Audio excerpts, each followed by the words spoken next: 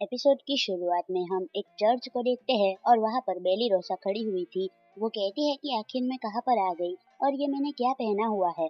तब तक वो बिल्ली वाली डीमन आकर कहती है कि तुम्हारा हमारे मियाओ मैरिज में स्वागत है। और यहाँ पर बेली रोसा को समझ में नहीं आता है कि क्या हो रहा है। लेकिन तब तक वो डार्क वन आ जाता है और उसने दूल्हे की ड्रेस पहनी हुई थी और वो कहता है कि मैं तुम्हारा ही इंतजार कर रहा था, आज से तुम मेरी वाइफ हो। और ये सुनने के बाद बेली रोसा घबरा जाती है और कहती है कि नहीं, ऐसा बिल्कुल भी नहीं हो सकता।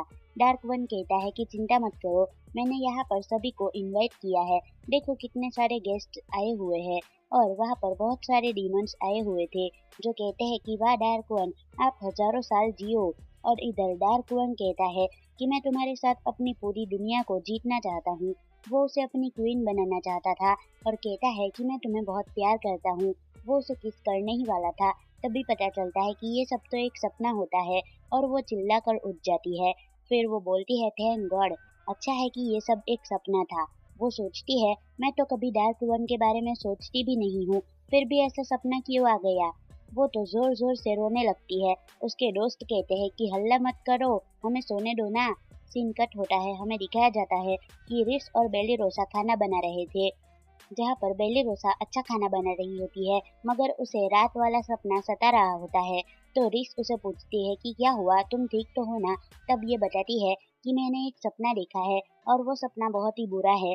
तब रिस कहती है शायद मैं जानती हूँ कि आखिर तुमने किस चीज के बारे में सपना देखा होगा और तुम्हारा सपना रियलिटी से डायरेक्ट लिंक करता है। लेकिन ये कहती है कि नहीं नहीं, ऐसा कुछ भी नहीं है।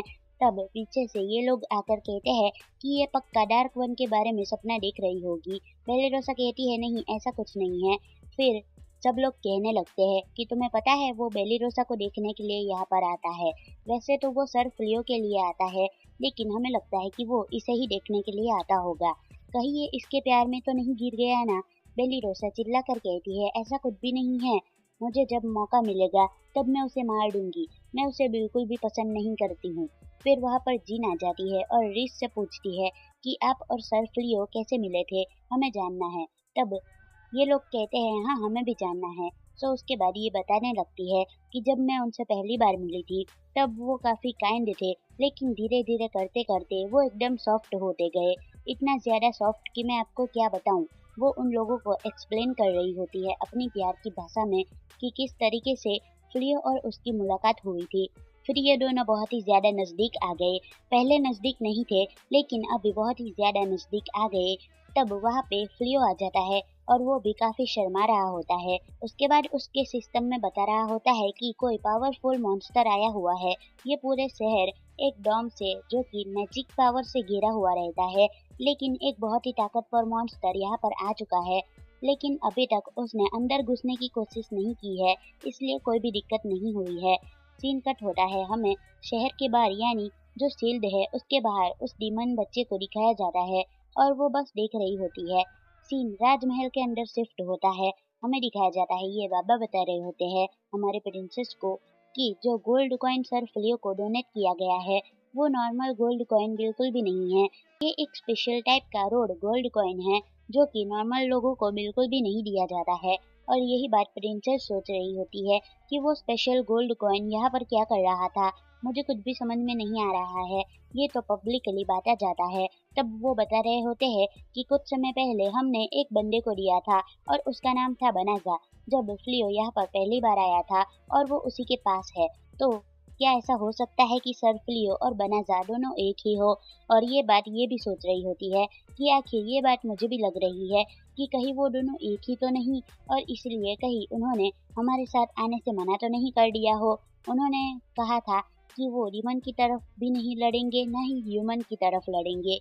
तब एक बंदा भागते हुए आता है और कहता है इनका हीरो जेल से अपनी मेड के साथ भाग चुका है।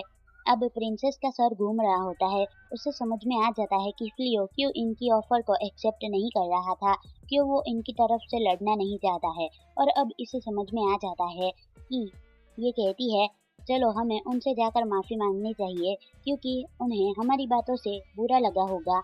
और तभी सभी को वो कहती है कि उन्हें ढूंढना शुरू करो और उस प्रीवियस हीरो को भी ढूंढ लो। और दूसरी तरफ हमें दिखाया जाता है कि जितने भी सैनिक थे वो सभी जंगल में जाते हैं और उसे ढूंढ रहे होते हैं कि आखिर कहाँ पर चला गया। इधर हीरो अपनी मेड के साथ छुपा हुआ रहता है और सोचता है बहुत ही बढ़िया कि एग्जिट तो कर लिया, लेकिन अब ये लोग करेंगे क्या, क्योंकि करने के लिए तो कुछ भी नहीं है। हालांकि इसके पास अभी भी एक उपाय होता है। ये कहता है मैंने पहले ही चोरी कर ली है। मेड कहती है सर आपको ठीक लगता है क्या, आपको नहीं लगता कि चोरी करना पाप था? लेकिन वो कहता है नहीं, मैंने तो बस अपना हीरो होने का कर्तव्य निभाया है और कुछ भी नहीं, मैंने चोरी थोड़ी ना की है। तो उसने एक बैग लिया हुआ था और सोचता है कि बहुत सारे गोल्ड कॉइन होंगे, उन लोगों ने आज तक मुझे पे थोड़ी ना किया था, मैं तो बस अपना पेमेंट ले रहा हूँ और कुछ भी नहीं, ताकि हम लोग एक कंफर्टेबल लाइफ जी सके। लेकिन फिर भी उस बैग के अंदर ये एक ट्रेजर होता है, जैसे 4 डायमेंशन पॉकेट होता है ना, वैसा होता है। इसके अंदर कोई गोल्ड कॉइन नहीं होता है। तो सोचता है कि लगता है सारी मेहनत बर्बाद चली गई, चलो देखते हैं इसके अंदर क्या है। तो उसके अंदर से एक बहुत सा बड़ा बक्सा निकलता है। वो सोचता है कि इसके अंदर बहुत सारा खजाना होगा, लेकिन उसके अंदर तो एक छोटा सा शवल होता है। हालांकि ये एक मैजिकल ट्रेजर है। वो चिल्लाता है, तब सैनिक देखने के लिए आते हैं कि हमने यहाँ पर उसकी आवाज सुनी। तब वो लोग वहाँ नहीं होते हैं, क्योंकि वो शवल इतना ज्यादा इंस्टेंट होता है कि 1 सेकंड के अंदर काफी बड़ा गड्ढा उसने खोद दिया होता है। फिर ये लोग कहते हैं कि वाह, ये शवल तो काफी कमाल है। खैर ये लोग एक गड्ढे के अंदर आ चुके थे, लेकिन बाहर कैसे जाएंगे, क्योंकि कितना बड़ा गड्ढा है। सीन कट होता है, हमें डीमन लॉर्ड और उसकी सर्वेंट को दिखाया जाता है। तो ये डीमन कहती है कि आप सर फ्लेयो को हमारे साथ क्यों जोड़ना चाहते हो, मुझे लगता है कि वो लोग कहीं और चले गए हैं। लेकिन डीमन लॉर्ड कहता है कि नहीं, भले उसके पास टेलीपोर्टेशन की कितनी भी ताकत क्यों ना हो, लेकिन जब से वो यहाँ पर आया है तब से वो किंगडम के बाहर नहीं गया है, और जहाँ पर आप जा नहीं सकते वहाँ पर टेलीपोर्ट भी नहीं किया जा सकता। तब ये कहती है कि सर वो प्यूरीफाई है, ऐसे तो हमारे बहुत सारे लोग मारे जाएंगे, क्योंकि फ्लियो को तो पता नहीं है ना कि कौन मॉन्स्टर इनकी तरफ है और कौन नहीं है। तब डार्क वन काफी गुस्से में खड़ा होता है और वो एकदम डर जाती है कि कहीं मैंने कुछ गलत तो नहीं बोल दिया ना। और ये कहता है हाँ तुम बिल्कुल सही कह रही हो, उन्हें ढूंढना हमारी प्रायोरिटी है, लेकिन हमारी प्रायोरिटी कुछ और भी है, क्योंकि हमारे बहुत सारे लोग मारे जाएंगे। वैसे भी युद्ध भी छिड़ने वाला है इंसानों और डिमंस के बीच में।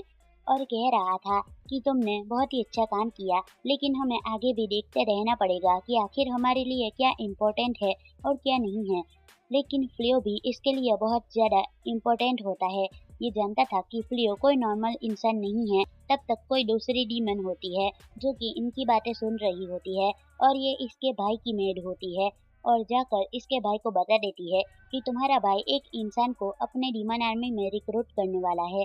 तब ये बात सुनकर डार्क वन का भाई काफी गुस्से में आ जाता है और कहता है कि मैं यहाँ पर सोच रहा हूँ कि इंसानों को कैसे मारा जाए, लेकिन मेरा भाई सोच रहा है कि इंसानों को अपनी आर्मी में कैसे लिया जाए। नहीं, ऐसा नहीं होने वाला है। अब उसने फैसला कर लिया है कि मैं यहाँ का नया डार्क वन बनूंगा और अपने भाई को मार डालूंगा। मैं सबको दिखाऊंगा कि कौन सबसे ज्यादा पावरफुल है। और फिर गुस्से में अपना हाथ जमीन पर मारता है तो ये नीचे गिर जाती है और कहती है सर जरा आराम से, आप बहुत ही ज्यादा स्ट्रांग है। फिर वो उठकर कहता है अब वक्त आ चुका है, मैं अपने भाई से उसका सिंहासन छीन लूंगा, क्योंकि मैं हूँ यहाँ पर सबसे ज्यादा पावरफुल और अब मेरा एरा शुरू होने वाला है। तो तुम भी इसके लिए रेडी हो जाओ। सीन चेंज होता है और ये दोनों यहाँ पर शॉपिंग करने के लिए आए थे और थोड़ा सामान बेच देते हैं ताकि कुछ पैसे मिल जाते हैं। पिछली बार जब शहर में अटैक हुआ था, डिमंस ने अटैक किया था, तो काफी ज्यादा उथल पुथल हो चुकी थी। ये लोग ऐसे ही घूम रहे होते हैं, शहर में देख रहे होते हैं कि क्या चीज हुई है। रिस को तो मजा आ रहा होता है। तब तक वो लोग एक दादी से मिलते हैं जहाँ पर उनका शॉप एकदम बर्बाद हो चुका था। वो दादी कहती है कि तुम्हें पता है हमारी ये शॉप बहुत पहले से थी, लेकिन उस दिन शहर में जो डिमंस हमला हुआ था उसकी वजह से शॉप पूरी टूट चुकी है। अब मेरा मन नहीं करता कि शॉप को वापस से चलाया जाए, क्योंकि बहुत सारी चीजें डिस्ट्रॉय हो चुकी है। फ्लियो ध्यान से उस बात को सुन रहा होता है। फिर ये लोग आगे बढ़ रहे होते हैं, क्योंकि कभी भी यहाँ पर डिमंस अटैक कर सकते हैं। और ये लोग ऐसे ही बातें करते करते आगे बढ़ते जा रहे थे और देखते हैं कि नई नई दुकान भी यहाँ पर खुल चुकी है। भले ही कुछ टूटी हुई है तो क्या हुआ। तब तक बेलिरोसा आ जाती है और कहती है कि आज मैं आपको ट्रीट देना चाहती हूँ। ट्रीट का नाम सुनकर पता नहीं रिस को क्या हो जाता है कि ये मेरे डानासामा के साथ ट्रीट पर जाने वाली है, मुझे अच्छा नहीं लग रहा है। तब ये कहती है कि किस खुशी में, तो बेली रोसा बताती है कि मेरा एडवेंचरिंग रैंक बढ़ चुका है और इस वजह से मेरा इनकम भी पहले से काफ़ी ज़्यादा बढ़ गया है। तो इस खुशी में मैं आपको ट्रीट देना चाहती हूँ। आप लोग मेरे लिए इतना कुछ करते हैं, तो इतना तो मैं आप लोगों के लिए कर ही सकती हूँ। असल में बेली रोसा कमज़ोर नहीं रहना चाहती थी, इसलिए वो अपना रैंक लगातार बढ़ा रही होती है। तब तक जिन आ जाती है और कहती है कि एक बहुत ही पावरफुल मॉन्स्टर मुझे डिटेक्ट हो रहा है, तो आप संभल कर रहिए। तब तक वो मॉन्स्टर आने लगता है और जिन कहती है कि पीछे हट जाइए मास्टर, लेकिन ये कोई और नहीं बल्कि डार्क वन होता है, जिसका ह्यूमन नेम गोजल है। तो ये लोग आराम से कैंटीन में बैठे हुए थे, जहाँ पर ये लोग बात कर रहे होते हैं कि क्या होने वाला है। तो ये लोग खा रहे होते हैं और फ्लियो बैरियर के बारे में पूछता है, लेकिन ये बोलता है कि नहीं, मैंने बैरियर को छुआ भी नहीं है, और कहता है कि मुझे बेली रोसा से भी कुछ बातें करनी है। लेकिन बेली रोसा कुछ भी बात नहीं करना चाहती थी और कहती है कि कहीं मेरा सपना सच तो नहीं होने वाला ना। डार्क वन कहता है कि हमारे पास भी रेस्टोरेंट है, लेकिन हमारे रेस्टोरेंट में ऐसा खाना नहीं मिलता है। इंसान सच में बहुत ही टेस्टी खाना बनाते हैं। फ्लियो कहता है हाँ ये बात तो है, क्योंकि फ्लियो अच्छी तरीके से याद रहता है कि जब रीस आई थी तब उसने किस तरीके से कच्चा खाना ही खिला दिया था। तो ये पूछता है क्या बेली रोसा को भी खाना बनाना आता है। रिस कहती है कि हाँ, उसे पेस्ट्रीज बहुत ही अच्छी तरीके से बनानी आती है।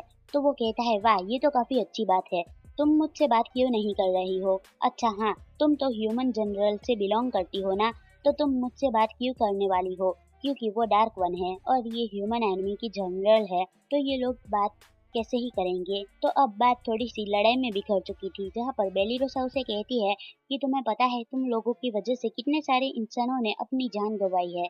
यही सेम बात डीमन लॉर्ड भी बताता है, इंसानों की वजह से कितने सारे डीमंस भी मारे गए हैं। यहाँ पर इन दोनों के बीच में थोड़ी सी बातचीत हो जाती है और फ्लियो को समझ में नहीं आता है कि आखिर क्या बात है, इतना पुराना रिश्ता कैसे हो गया, आखिर ये सब क्या चल रहा है। तब तक जिन बताती है कि बहुत सालों पहले मतलब कुछ इंसान थे और कुछ डीमंस भी थे, मगर बहुत सारे डीमंस ने अपनी पावर को सरप्राइज किया था और अपनी पावर जानने लगे कि उन्हें किस तरीके से इस्तेमाल करना है। लेकिन जो काफ़ी डीमंस के अंदर से मेलिस निकलता है, जो कि एक गैस होता है, इंसानों के लिए वो बहुत खतरनाक होता है और अगर इंसान उसके कांटेक्ट में आते हैं तो वो मर जाते हैं। इसीलिए इंसान और डीमंस अलग अलग रहने लगे। इसी चीज को लेकर बहुत सारे इंसान डीमंस को मारने के चक्कर में थे। लड़ाई कोई भी जबरदस्ती नहीं हुई थी, नेचुरली शुरू हो गई थी और इसमें कोई कुछ भी नहीं कर सकता। फिर बेली रोसा बताती है कि हम लोग तो इतने दिन से रिस्क के साथ है, लेकिन हमें तो कुछ भी नहीं हुआ, क्योंकि इसे अपने पावर्स को कंट्रोल करना आता है, वरना बहुत सारे मॉन्स्टर्स तो अपने मेलिस से ही हमें मार देंगे। और ये आगे बता रहा था कि आगे जो लड़ाई होने वाली है वो बहुत खतरनाक होगी। यही कहने के बाद वो चला जाता है। अगले सीन में हम देखते हैं कि सब लोग घर जा रहे होते हैं, लेकिन फ्लेओ के दिमाग में यही बातें चल रही होती है कि अगला जो लड़ाई होने वाला है उसमें बहुत ज़्यादा खून खराबा होने वाला है और इसे काफ़ी बुरा लग रहा होता है, क्योंकि एक तरफ इसकी पार्टी में एक डिमन ही होती है और वो सोच रहा होता है कि पता नहीं आगे क्या होने वाला है, हमारे वर्ल्ड की दीवार इतनी पतली है, पता नहीं क्या होने वाला है। वो सीधे उसे पकड़ लेता है और रिस कहती है ये आप क्या कर रहे हैं। वो कहता है कि बस कुछ देर के लिए मुझे ऐसे ही रहने दो। फिर वो ऐसे ही रहती है और कुछ भी नहीं बोलती है। उसे भी काफी अच्छा लग रहा होता है। दूसरी तरफ हमें दिखाया जाता है कि ये लोग ऊपर निकलने की कोशिश कर रहे थे। गड्ढा काफी बड़ा होता है कि निकलने में काफी दिक्कत आ रही होती है, तो ये मेड आगे होती है और वो हीरो नीचे होता है। इस एंगल को देखने के बाद उसका हाथ अचानक से फिसल जाता है और वो नीचे गिर जाता है। और ये एपिसोड यहीं पर खत्म होता है। तो मिलते हैं नेक्स्ट वीडियो में। बाय।